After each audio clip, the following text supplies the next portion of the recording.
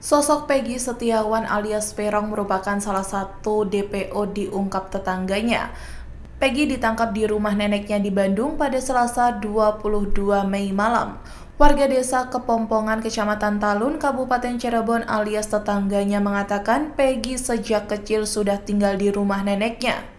Dikutip dari tribunnews.com, salah satu tetangganya bernama Mas Nia mengatakan sudah 5 hari terakhir Peggy meninggalkan rumahnya.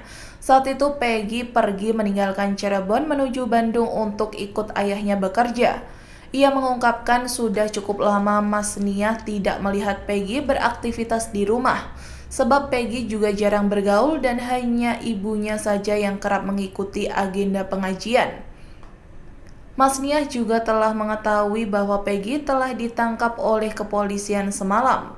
Rumah nenek Peggy alias Peron di Blok Simaja, Desa Kepompongan, Kecamatan Talun, Kabupaten Cirebon didatangi polisi pada Rabu 22 Mei.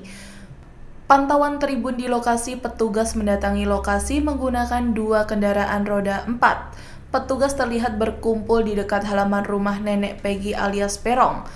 Salah satu warga Mas Nia juga membenarkan bahwa rumah yang didatangi kepolisian di Polres Cirebon Kota merupakan milik neneknya Peggy alias Peron. Download Tribun X sekarang, menghadirkan lokal menjadi Indonesia.